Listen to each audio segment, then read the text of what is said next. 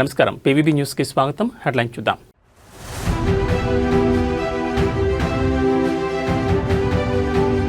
రేవంత్ రెడ్డికి Harish Rao warning. Phone tapping కేసులో SIT విచారణకు వెళ్లే ముందు సంచలన వ్యాఖ్యలు.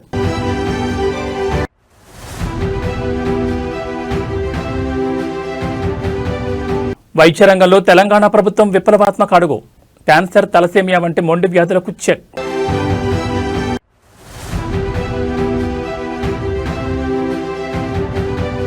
పసిడిని దాటేసిన వెండి, ఒక్కరోజే 12,000 పెరుగుదల.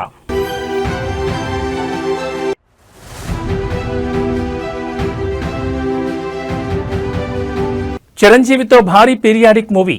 మెగా ఫ్యాన్స్ కు అదిరిపోయే అప్డేట్ ఇచ్చిన నిర్మాత సుధాకర్ చెరుకూరి. ఇక వివరాలు చూస్తే, తెలంగాణ రాజకీయాల్లో ఫోన్ ట్యాపింగ్ కేసు ప్రకంపనలు సృష్టిస్తోంది. ఈ కేసులో విచారణకు హాజరయ్యే ముందు మాజీ మంత్రి బీఆర్ఎస్ కీలక నేత హరీష్ రావు ముఖ్యమంత్రి రేవంత్ రెడ్డిపై నిప్పులు చెరిగారు. తనపై పెడుతున్న కేసులు, ఇస్తున్న నోటీసులకు తాను ఎంతమాత్రం భయపడబోనని ఆయన స్పష్టం చేశారు. రేవంత్ రెడ్డి చేసే తాటాకు చెప్పులకు భయపడే ప్రసక్తి లేదు. అధికారాన్ని అడ్డం పెట్టుకుని వేధింపులకు గురిచేస్తే వచ్చే మున్సిపల్ ఎన్నికల్లో ప్రజలే కాంగ్రెస్ ప్రభుత్వానికి తగిన బుద్ధి చెప్తారని హరీష్ రావు హెచ్చరించారు. తమకు న్యాయ వ్యవస్థపై పూర్తి నమ్మకం ఉందని, అక్రమ కేసులను చట్టపరంగానే ఎదుర్కొంటామని ఆయన ధీమా వ్యక్తం చేశారు. హరీష్ రావుకు మద్దతుగా బీఆర్ఎస్ కార్యకర్తలు భారీగా తరలిరావడంతో తెలంగాణ భవన్ పరిసర ప్రాంతాలు హోరెత్తాయి. పోలీసులు కార్యకర్తలను అడ్డుకోవడంతో స్వల్ప తోపులాట జరిగి ఉద్రిక్తత చోటు చేసుకుంది. ప్రస్తుతం హరీష్ రావు సిట్ అధికారులు ఎదుట విచారణకు హాజరయ్యారు. ఈ విచారణలో సిట్ ఎలాంటి ప్రశ్నలు సాధించబోతోంది, హరీష్ రావు ఎలాంటి సమాధానాలు ఇస్తారనేది ఇప్పుడు రాష్ట్ర వ్యాప్తంగా ఉత్కంఠ రేపుతోంది.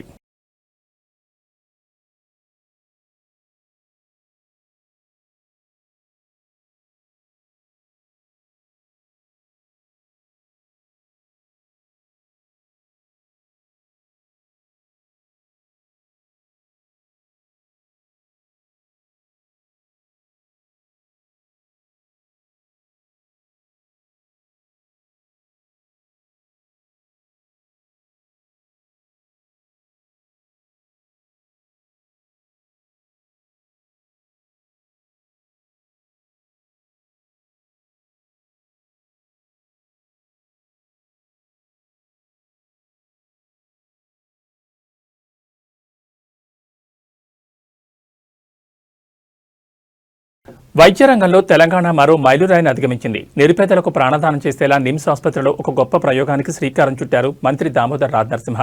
మందులతో నయం కాని మొండి వ్యాధులకు ఇక స్టెమ్ సెల్ థెరపీయే పరిష్కారం. క్యాన్సర్ అయినా, తలసేమియా అయినా దెబ్బతిన్న కణజాలాన్ని పునఃసృష్టి చేసే అద్భుత శక్తి ఈ స్టెమ్ సెల్స్ సొంతం. ఇప్పటి వరకు కేవలం బడా కార్పొరేట్ ఆసుపత్రులకే పరిమితమైన ఈ ఖరీదైన చికిత్సను ఇకపై సామాన్యులకు సైతం అందుబాటులోకి తెస్తోంది ప్రభుత్వం. విత్తనం నుంచి మహావృక్షం ఎలా వస్తుందో ఈ చికిత్సతో రోగులకు కొత్త జీవితం వస్తుందని మంత్రి ఆశాభావం వ్యక్తం చేశారు. అసలు ఈ స్టెమ్ సెల్ ల్యాబ్ ప్రత్యేకతలేంటి, అక్కడ జరిగే పరిశోధనలు రోగులకు ఎలా ఉపయోగపడతాయి అనేది స్పష్టంగా తెలియజేశారు.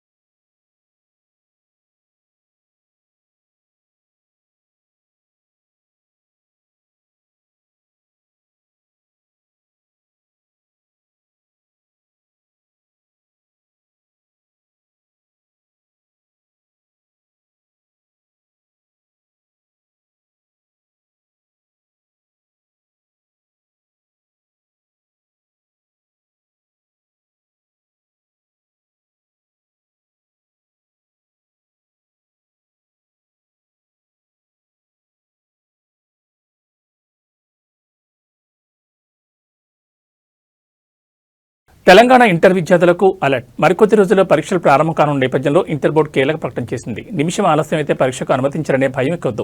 ట్రాఫిక్ ఇబ్బందులు, ఇతర సమస్యలను దృష్టిలో ఉంచుకుని పరీక్షా కేంద్రానికి 5 నిమిషాల వరకు ఆలస్యంగా వచ్చినా విద్యార్థులను అనుమతించాలని బోర్డు నిర్ణయించింది. గత ఏడాది సక్సెస్ అయిన ఈ రూల్ను ఈసారి కూడా కంటిన్యూ చేస్తున్నారు. రాష్ట్ర వ్యాప్తంగా 9 లక్షల మంది విద్యార్థుల భవిష్యత్తు దృష్టిలో ఉంచుకుని తీసుకున్న ఈ నిర్ణయంపై సర్వత్రా హర్షం వ్యక్తమవుతోంది.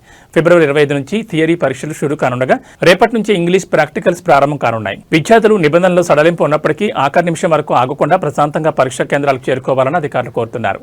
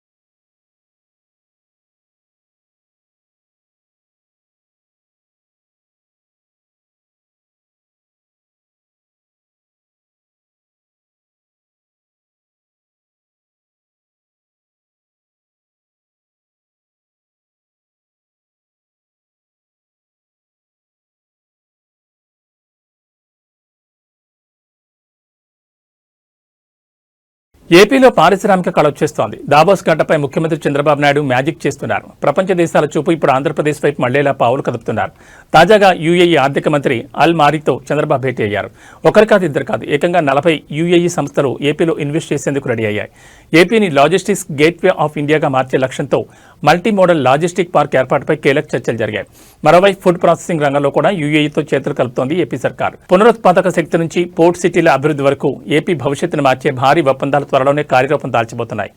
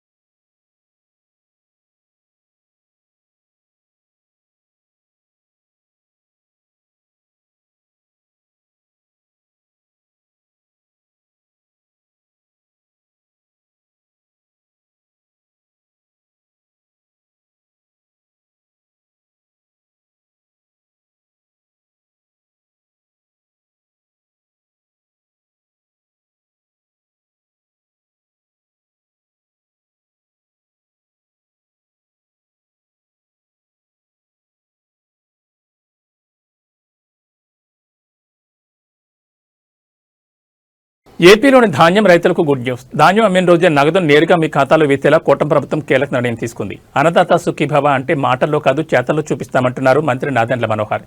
గతంలో ధాన్యం అమ్మితే డబ్బుల కోసం నెలల తరబడి తిరగాల్సి వచ్చేది. కానీ ఇప్పుడు కేవలం 24 గంటల్లోనే పేమెంట్స్ పూర్తి చేస్తున్న ప్రభుత్వం మరో అడుగు ముందుకేసి ధాన్యం కొన్న రోజే సాయంత్రానికల్లా ఖాతాలో నగదు జమ చేసేలా అధికారులకు ఆదేశాలు జారీ చేసింది. ఇప్పటి వరకు 9,800 కోట్ల రూపాయలను రైతుల ఖాతాల్లో వేసి రికార్డు సృష్టించింది. రవాణా సమస్యలు లేకుండా స్పెషల్ ట్రైన్లను కూడా రంగంలోకి దించింది ప్రభుత్వం. తేమ శాతం, గోనె సంచుల ఇబ్బందులు లేకుండా రబీకి పక్కా ప్రణాళిక సిద్ధం చేసింది.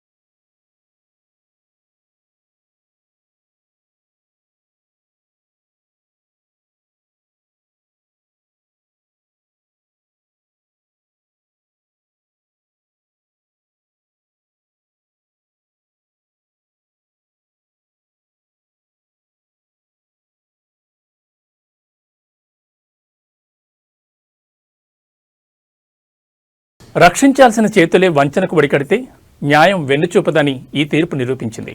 ప్రేమ పేరుతో ఓ యువతి జీవితాన్ని చిన్నాభిన్నం చేసిన ఎస్ఐ రవితేజకు గుంటూరు కోర్టు 10 ఏళ్ల జైలు శిక్ష విధించింది. పోలీస్ స్టేషన్లో లా అండ్ ఆర్డర్ కాపాడాల్సిన అధికారి పెళ్లి పేరుతో ఓ నర్సును నమ్మించి గొంతుకోశాడు. అధికారం ఉంది కదా అని విర్రవీగిన రవితేజపై అత్యాచారంతో పాటు అట్రాసిటీ కేసు నమోదైంది. గత ఏడాది కాలంగా సాగిన ఈ న్యాయ పోరాటంలో చివరికి బాధితురాలకి న్యాయం చేకూరింది. యూనిఫామ్పై నమ్మకాన్ని వమ్ము చేసిన ఏ అధికారైనా చట్టం ముందు సమానమే అని కోర్టు ఈ తీర్పు ద్వారా స్పష్టం చేసింది.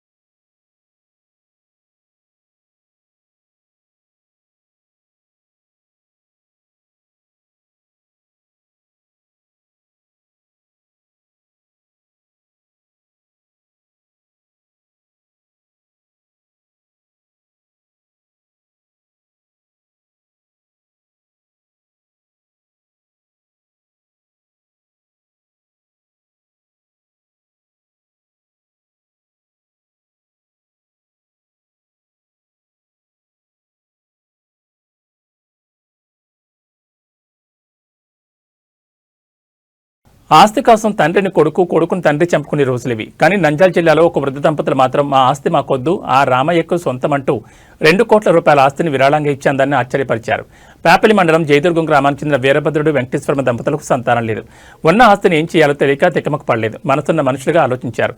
తమకున్న 2 కోట్ల విలువైన ఆస్తిని మాధవరం రామాలయానికి రాసిచ్చేశారు. వారు చేసిన ఈ పనికి గ్రామమంతా ఫిదా అయిపోయింది. ఆ దంపతులను దేవుళ్లా భావించి ఊరంతా ఊరేగించారు. కోట్లున్న దానం చేయాలంటే గుండె కావాలి. ఆ గుండె ఈ దంపతులకు ఉందని నిరూపించారు.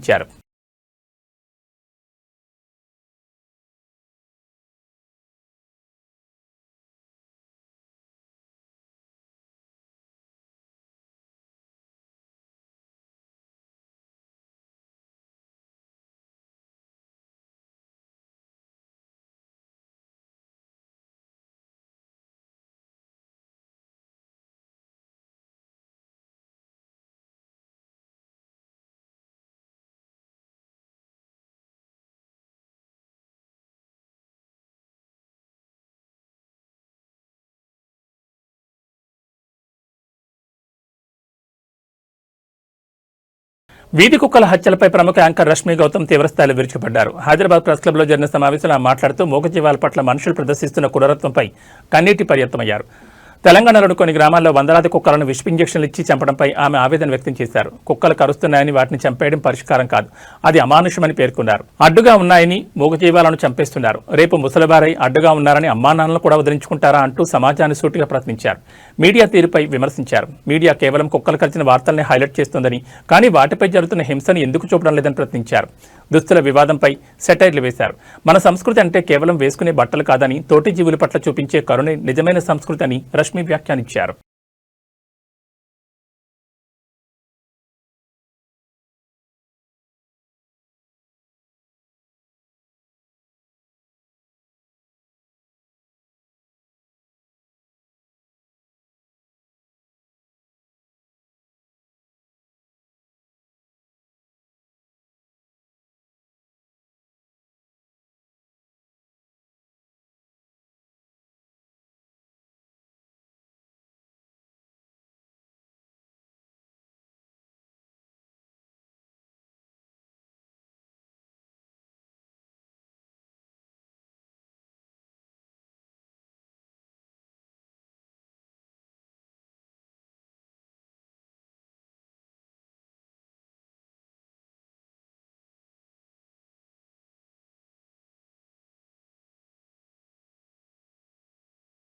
సంక్రాంతి విజేతగా నిలిచిన భరత మహాశైలకు విజ్ఞప్తి నిర్మాత సుధాకర్ చెరుకూరి తన తదుపరి ప్రాజెక్టుపై సంచలన విషయాలు వెల్లడించారు. నాని హీరోగా వస్తున్న ది ప్యారడైజ్ విడుదల వాయిదా నుంచి చిరంజీవితో చేయబోయే భారీ పీరియాడిక్ సినిమా వరకు పలు కీలక అప్డేట్స్ ఇచ్చారు.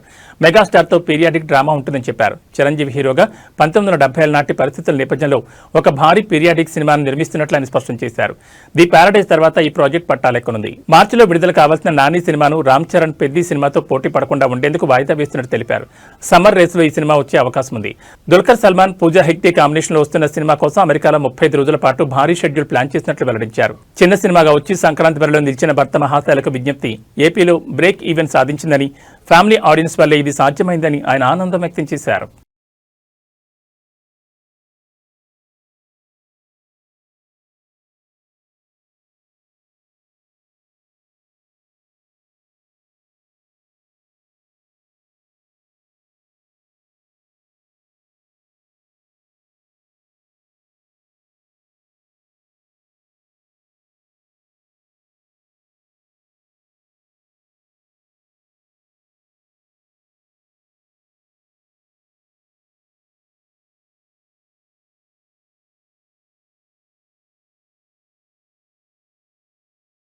వీధి కుక్కల మారణకాండపై నటి రేణు దేశాయ్ చేసిన వ్యాఖ్యలు తెలుగు రాష్ట్రాల్లో ప్రకంపనలు సృష్టిస్తున్నాయి. కేవలం జంతు హింసకే పరిమితం కాకుండా రాజకీయ నాయకులు, ఐఏఎస్ అధికారులు, జీహెచ్ఎంసీ వ్యవస్థలో పేరుకుపోయిన అవినీతిపై ఆమె ఎక్కుపెట్టిన విమర్శలు ఇప్పుడు పెను సంచలనంగా మారాయి. రాజకీయ నాయకుల నుంచి న్యాయ వ్యవస్థ వరకు ఎవరినీ వదలకుండా రేణు దేశాయ్ చేసిన వ్యాఖ్యలు సోషల్ మీడియాను షేక్ చేస్తున్నాయి. ప్రముఖ ట్రావెల్ యూట్యూబర్ అన్వేష్ ఈ వ్యాఖ్యలకు పూర్తి మద్దతు ప్రకటించారు. 2026కి ఇదే బెస్ట్ స్పీచ్ అంటూ ఆమె ధైర్యాన్ని కొనియాడారు. మరాఠీ బిడ్డ అయిన రేణు దేశాయ్ను చూస్తుంటే సాక్షాత్తు ఛత్రపతి శివాజీ మహారాజ్ ఆత్మ పూర్ణట్లుగా అనిపిస్తోందని అన్వేష్ వ్యాఖ్యానించారు. భారత్లో 4,500కు పైగా రాజకీయ పార్టీలు ఉండడం వల్లే అవినీతి రాజ్యమేలుతోందని, పార్టీల సంఖ్య తగ్గితేనే వ్యవస్థ మారుతుందని అన్వేష్ తన అభిప్రాయం వ్యక్తం చేశారు. ఈ పరిణామాలు ఇప్పుడు సోషల్ మీడియాలో నెటిజన్ల మధ్య పెద్ద యుద్ధానికి దారితీస్తున్నాయి. ఒక వర్గం ఆమె మాటల్లో వాస్తవం ఉందని అంటుంటే, మరో వర్గం వ్యవస్థలను విమర్శించడానికి తప్పుపడుతోంది.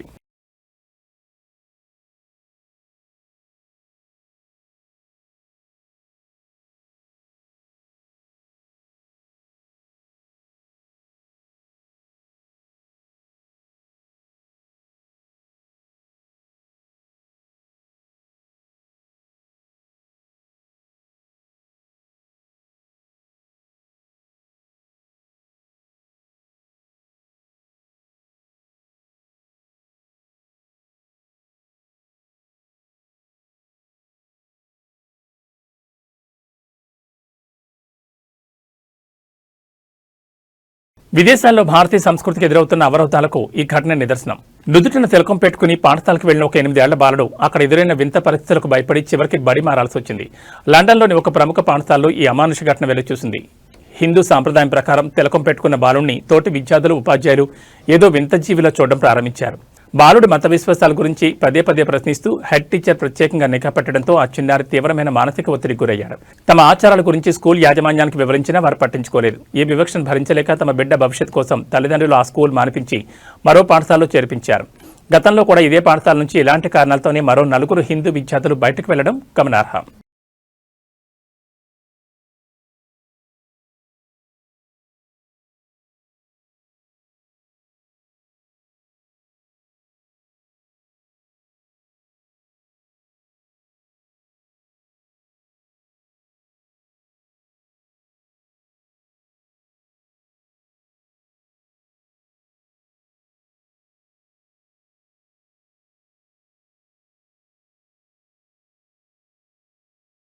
టీమిండియా స్టార్ బ్యాటర్ విరాట్ కోహ్లీపై మాజీ క్రికెటర్ సంజయ్ మంజరేకర్ చేసిన విమర్శలు మరోసారి దుమారం రేపుతున్నాయి.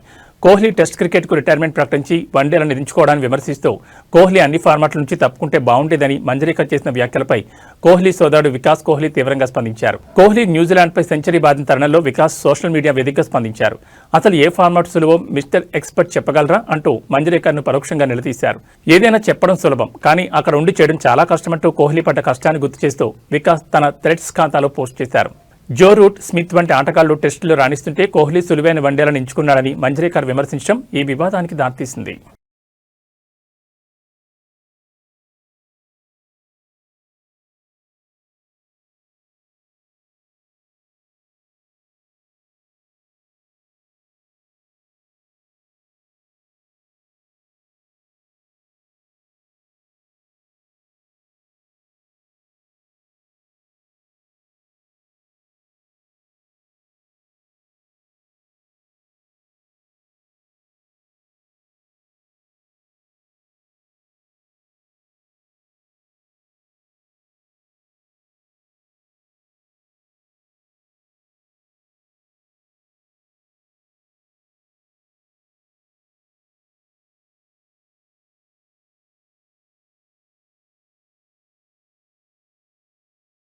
సామాన్యుడికి బంగారం ఎప్పుడో దూరమైంది. ఇప్పుడు వెండి కూడా అదే బాటలో పయనిస్తోంది. గత 4 రోజుల వెండి ధరలు ఆకాశాన్ని తాకాయి. నిత్యం వాడే ఎలక్ట్రానిక్స్ నుంచి సోలార్ ప్యానెల్స్ వరకు వెండి డిమాండ్ పెరగడమే ఈ ధరల పెరుగుదలకు ప్రధాన కారణమని నిపుణులు విశ్లేషిస్తున్నారు. గత 4 రోజుల్లోనే కిలో వెండిపై 24,000 పెరిగింది.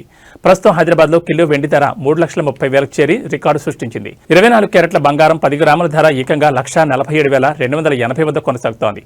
త్వరలోనే ఇది 1,50,000 మార్కును దాటే అవకాశం ఉంది. ఇండస్ట్రియల్ డిమాండ్ ఒక కారణమైతే వచ్చే నెల నుంచి ప్రారంభం కానున్న వివాహ శుభకార్యాల సీజన్ మరో ప్రధాన కారణమని చెప్తున్నారు.